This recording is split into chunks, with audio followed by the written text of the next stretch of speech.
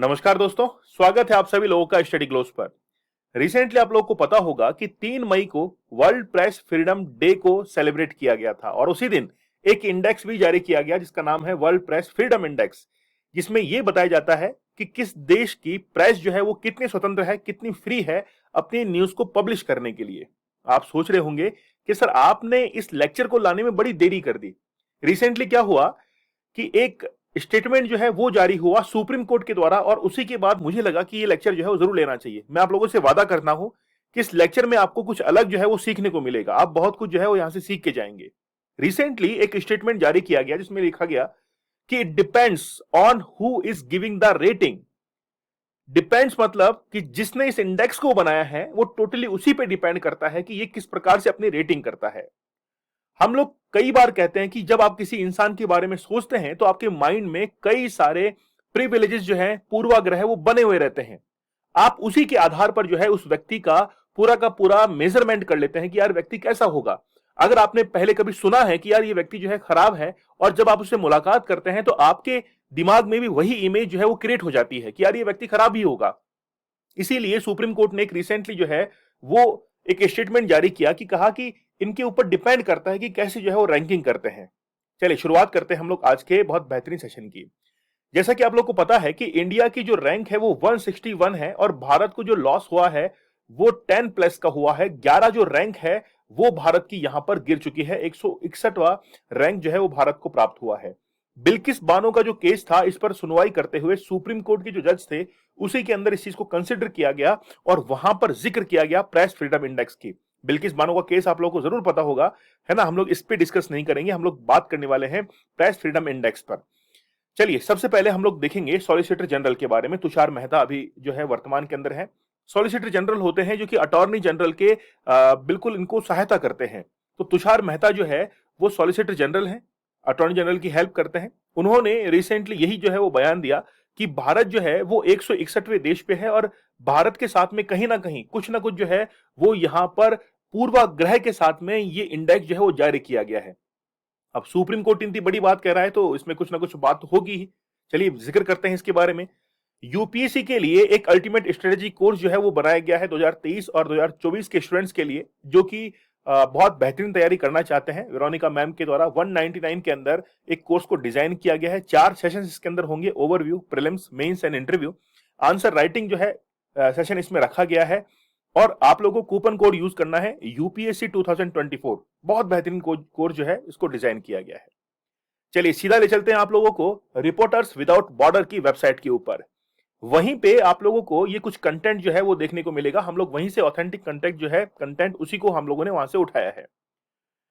तो ये एक संस्था है रिपोर्टर्स विदाउट बॉर्डर, जिसके नाम में ही जाहिर है कि ये किसी भी जो है सीमाओं में बंधी हुई नहीं है।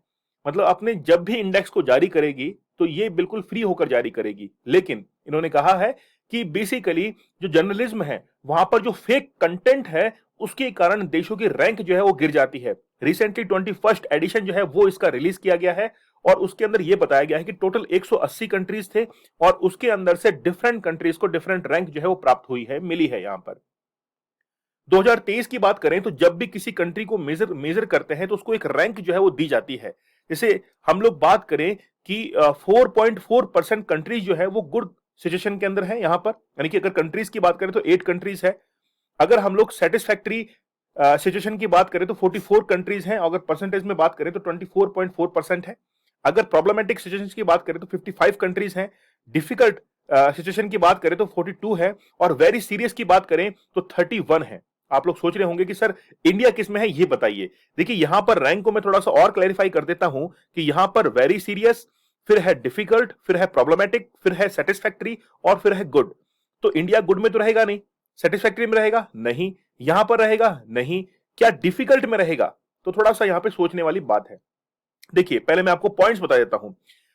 सबसे पहले देखिए कि अगर आपको कहीं पे ब्लू दिखाई दे रहा है, जैसे यहां पे दिखाई दे रहा है, नॉर्डिक जो कंट्रीज हैं वहां पर दिखाई दे रहा है, तो वहां पर उनको पॉइंट्स मिले हैं 85 टू 100 पॉइंट्स।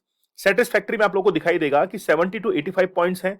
प्रॉब्लमेटिक में है 55 टू 70, डिफिकल्ट में है 40 टू 55 और वेरी सीरियस में है 40 जो है पॉइंट्स और या फिर इससे भी कम।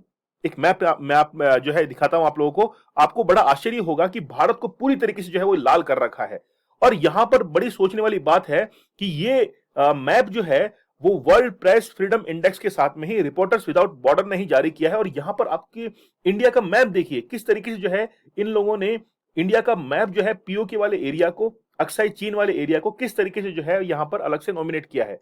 चलिए हम लोग लेक्चर के ऊपर आते हैं, पॉइंट पे बात करते हैं। इंडिया को पूरी तरीके से लाल जो है रेड कलर में इन्होंने दिखा रखा है, और रेड के अंदर हम लोग किसको देखते हैं, वेरी सीरियस सिचुएशन को। आप लोग एशियन कंट्रीज को ध्यान से देखिए, यहां पर किस तरीके से बायसनेस जो है वो यहां पर अपनाई गई है। पूरा का पूरा एशिया जो है वो रेड कलर में आप लोगों को दिखाई दे रहा होगा। तो इंडिया जो है उसको वेरी सीरियस सिचुएशन के अंदर, मतलब 40 से भी कम रैंक जो है वो दिखाई गई है। जबकि यहां पर आप लोग देख सकते हैं कि नॉर्डिक जो कंट्रीज हैं इनको उन्होंने जो है अच्छी खासी रैंक जो है दी है। आप लोगों के मन में गुदगुदाहट हो रही होगी कि सर यूएस की रैंक बताइए। देखिए यूएस जो है उसने अपने आप को काफी ऊपर रखा है, लगभग 45 रैंक के आसपास में जो है वो यूएस को रखा है। आपको जानकर जो है आश्चर्य होगा कि अफगानिस्तान जो है वो भी इंडिया से आगे है। अफगानिस्तान जो है उसको भी इंडिया से आगे रखा गया है। पाकिस्तान जो है वो भी इंडिया से आगे है। ठीक है, चलिए जैसे हम लोग नॉर्वे की बात करें तो नॉर्वे जो है वो इस रैंक के अंदर सबसे ऊपर है। फर्स्ट रैंक जो है वो नॉर्वे को प्राप्त हुई है। ठीक है, और ये 7 साल से जो है वो इसी फर्स्ट रैंक के साथ में बना हुआ है। अनयूजली नॉन नॉर्डिक कंट्री जो है जिसका नाम है आयरलैंड, उसने इस बार जो है 4 प्लेसेस का इजाफा किया है और इस बार सेकंड रैंक पर वो आ चुका है। इसके बाद में है डेनमार्क जो कि एक प्लेस जो है वो डाउन गया है और थर्ड रैंक पे आ चुका है। नीदरलैंड्स की अगर बात करें हम लोग तो नीदरलैंड जो है वो 6th रैंक पर है, जिसने 22 प्लेस जो है वो अपने आप में राइज किया है। Recovering the position it had in 2021 before crime reporter Peter R D very was murdered. मतलब जो है नीदरलैंड के अंदर एक रिपोर्टर जो है उनकी जो है मर्डर हो गया था, उसके बाद में इन्होंने जो है अपनी रैंक को धीरे धीरे रिकवर किया है। अगर हम लोग देखिए एशियन कंट्रीज की बात करें तो वियतनाम जो है 178 रैंक पर है। ठीक है, ऑलमोस्ट जो है सबसे नीचे है। चाइना जो है वो है 4 रैंक नीचे, इसको मिली है, 179 रैंक पर है।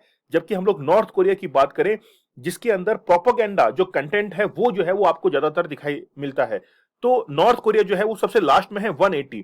तो 178 वियतनाम, चाइना जो है वो 179 और नॉर्थ कोरिया जो है वो 180 पर है।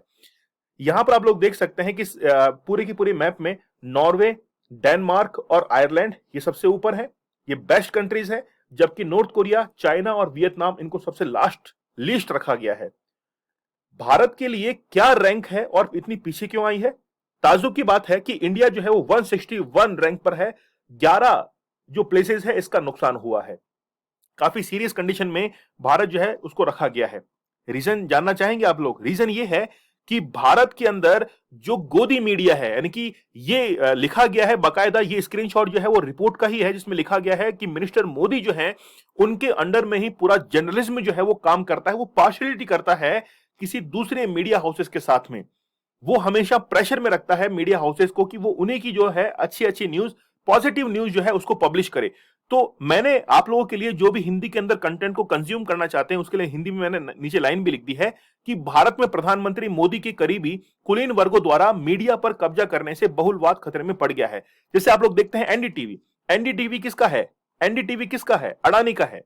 आप लोग न्यूज 18 को पढ़ते हैं, न्यूज 18 किसका है? अंबानी का है। तो ये जो आप लोग बड़े बड़े न्यूज हाउसेस देख रहे हैं, मीडिया हाउसेस देख रहे हैं, ये पैसों वालों के हैं और पैसों वालों के साथ में जो है वो मोदी जी यहां पर खड़े हुए हैं।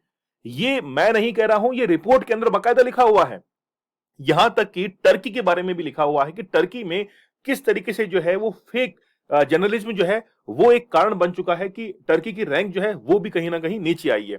जबकि तुर्की में, यानी कि टर्की के अंदर एर्दोगान जो है उनकी वहां पर सरकार है, तो जो जर्नलिज्म है, यानी कि जो आप लोग कह सकते हैं कि वहां पे जो पत्रकार हैं उनके ऊपर काफी उत्पीड़न जो है वो हुआ था। कुछ रैंक्स हम लोग देख लेते हैं, जैसे नेपाल को आप लोग देखिए 95 रैंक के साथ में है। अगर श्रीलंका को देखें तो 135 है। तो ये दोनों ही कंट्री जो है वो किससे आगे है? इंडिया से आगे है। यूएस जो है, यूएस देखिए मैंने काफी छोटे में दिखाया है, इसके साथ ऐसा ही होना चाहिए। 45 रैंक के साथ में जो है 71.22 का स्कोर इसके पास में है। पाकिस्तान जो है वो भी इंडिया से आगे है 150। इसीलिए सुप्रीम कोर्ट ने जो है वो इस रिपोर्ट को सिरे से ही जो है खारिज कर दिया और कहा कि इसके साथ में जो है इंडिया के साथ में पार्शियलिटी हुई है। बांग्लादेश देखिए 163 है, रशिया देखिए 164 है, टर्की जो है 165। तो ये जो है कंट्रीज के आप लोग देख सकते हैं इंडिया के नेबरिंग कंट्रीज हैं। और बेसिकली एक माइंड गेम है। एस जयशंकर ये कह रहे हैं कि किसी भी इंसान को अगर हराना है तो उसके दिमाग के साथ खेलो, उसको इन कामों में बिजी रखो कि वो सोचता रहे कि यार मैं तो जो है वो इतना ज्यादा कमजोर हूं। जैसे मान लीजिए कि आप किसी एग्जाम की तैयारी करते हैं, आप आपको अगर मुझे डिस्ट्रैक्ट करना है, मैं चाहता हूं कि आप लोग डिस्ट्रैक्ट हो जाए, तो मैं आप लोगों को आपको मूवीज दिखाऊंगा। मैं आपको ये कहूंगा कि नहीं यार आपकी बॉडी जो है वो बहुत कमजोर है। मैं ये कहूंगा कि यार आपको जो है आपको घूमने के लिए जाना चाहिए, तो मैं आपको दूसरे कामों में जो है वो डिस्ट्रैक्ट करके रखूंगा और आपको पढ़ने ही नहीं दूंगा।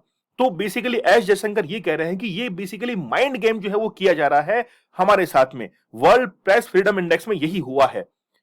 हम लोग एक बहुत बेहतरीन नॉलेज जो है वो भी यहां पे ले लेते हैं कि टोटल 180 कंट्रीज इसमें हैं और रैंकिंग जो है वो किस तरीके से दी जाती है। देखिए, जब भी इंडेक्स के अंदर रैंकिंग दी जाती है तो कुछ इश्यूज होते हैं, कुछ बेसिस होते हैं जिसके आधार पर यह डिसाइड किया जाता है कि कौन से कंट्री की रैंक जो है वो कितनी होगी। आप लोग जानते हैं कि प्रेस फ्रीडम जो है इंडियन कॉन्स्टिट्यूशन के अंदर आर्टिकल नंबर 19 जो है 19 का 1 वहां पर इसको कंसिडर किया जाता है। और इसके अंदर जैसे पॉलिटिकल हो गया, इकोनॉमिक हो गया, लीगल हो गया, सोशल इंटरफेरेंस हो गया, absence of threat to their physical and mental safety, ये तमाम जो है वो इसमें जो है काउंट किया जाता है। 5 न्यू इंडिकेटर्स जो है इनको भी इसके अंदर शामिल किया गया है। जैसे हम लोग बात करें इसके अंदर पॉलिटिकल कॉन्टेक्स्ट की, लीगल फ्रेमवर्क की, इकोनॉमिक कॉन्टेक्स्ट की बात करें, सोशियो कल्चर की हम लोग बात करें, कॉन्टेक्स्ट एंड सेफ्टी की बात करें, तो ये भी जो है एक बेस बनता है किसी भी देश के लिए कि वर्ल्ड जो है प्रेस फ्रीडम इंडेक्स के अंदर कौन सी रैंक पर जो है वो रहेगा। तो रिपोर्टर्स विदाउट बॉर्डर के द्वारा ये रिपोर्ट जारी की गई है। आप लोग मुझे कमेंट सेक्शन में बताइएगा कि क्या आप इस रिपोर्ट से खुश हैं। अगर पार्शियलिटी की है तो किस तरीके की पार्शियलिटी जो है वो इंडिया के साथ में की है, कारण क्या है, मुझे आप लोग कमेंट सेक्शन में जरूर बताइएगा। यूपीएससी के लिए एक ब्लूप्रिंट जो है वो जबरदस्त तैयार किया गया है 2023 और 24 के स्टूडेंट्स के लिए। 4 सेशंस इसमें रखे हैं। आप लोगों को ये कोर्स जो है वो 199 के अंदर अवेलेबल होगा। पूरी की पूरी स्ट्रेटेजी आप लोगों को समझ में आएगी। काफी बेहतरीन कोर्स है। आप लोगों को कूपन कोड यूज करना है यूपीएससी 2024, जिससे आप लोगों को डिस्काउंट जो है वो अवेल हो जाएगा। चलिए मिलते हैं हम लोग नेक्स्ट लेक्चर में। आप लोगों का एक बेहतरीन कमेंट जो है वो हमारी हौसला अफजाई कर देता है। तो चलिए नेक्स्ट लेक्चर में आप लोगों से मुलाकात होगी। तब तक के लिए धन्यवाद। Thank you. जय हिंद।